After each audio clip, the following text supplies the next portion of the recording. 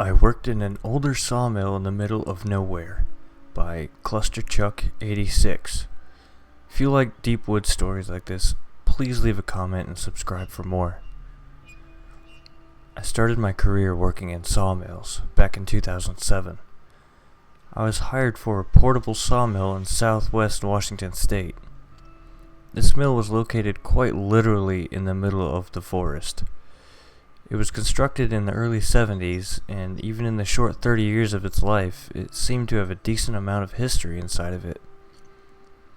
I worked the weekend graveyard shift, 2:30 p.m. to 4:30 a.m. the following day, on Fridays, Saturdays, and Sundays. I was a trim drop operator. I had a partner who I worked with, and we were the only two in the area. His name was Pete. We would take turns rotating through the night. One of us would run the drop, where you would drop out bad boards, chunks of garbage, and just about anything else that couldn't be made into quality lumber. The boards that would be left out to be processed would enter a lugged chain system and then be pulled through a scanner. And then a trim box that would cut the lumber to length and then take them to the next area, which was the sorter. The other of us would sit in an operator's console about 20 feet away and watch monitors that displayed various parts of the machine and process flow. We rotate every few thousand boards to keep from being fatigued. One night, I was running the drop, and Pete was kicked back at the console station reading away at the newspaper. Everything was going just as normal as ever when I glanced over and noticed him peering up at the monitor for the outfeed with a puzzled look on his face. He jumped up and went walking down to the trimmer saw box and looked around it, at the outfeed.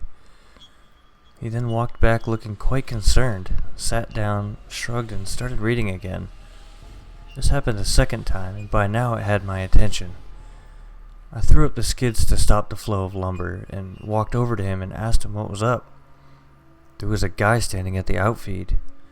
I went down there to see what the hell was going on, and when I got over there, he was gone, he said, with a confused look on his face.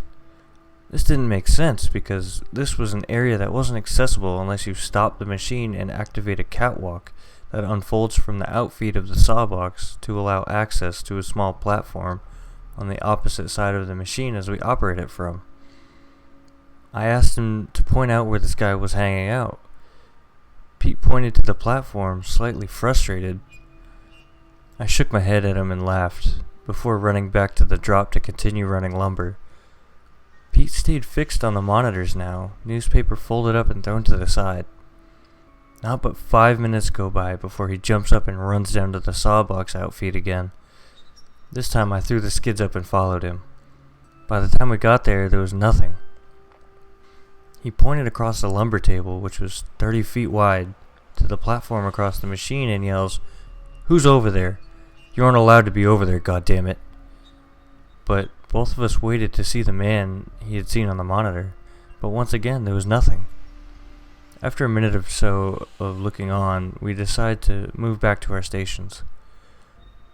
I walked by the console station, glancing at the monitor, seeing nothing, and Pete followed shortly behind. By the time I had made it to the drop to start running again, Pete howled. I snapped around and saw him stabbing the monitor with his finger, yelling for me to come look. I ran over and looked into the monitor. Sure enough, there was a guy. He was standing on the small platform Pete had pointed out.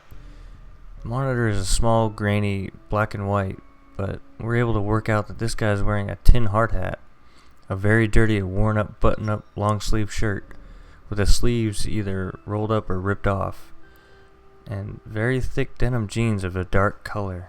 He's just standing there, with his elbows on the handrail looking on at the lumber from the sawbox. "Wait here," Pete yelled as he stealthily snuck down to the outfeed once again. As he closed in on the outfeed area to catch this guy red-handed for being in an area you can't or shouldn't access while in operation, I looked back and forth at Pete and the monitor.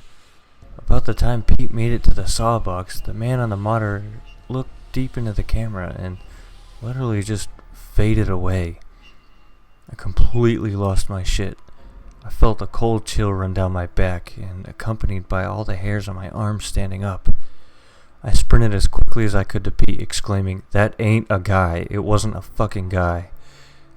Pete just stood there, dumbfounded, both of us now looking on at the platform with our own eyes. "What should we do?" I asked, quite disturbed now. Pete crossed his arms and thought before deciding we should call our foreman down and tell him the story. We walked back to the operator station and Pete grabbed the mic of the radio and yelled for the foreman. We ran until he arrived, both of us ready to bolt for the sawbox in case we saw the entity again. The foreman showed up after about 5 minutes and we stopped running and explained what had happened. The foreman didn't look impressed, but he was smiling. He explained that we had just seen one of our old-timers.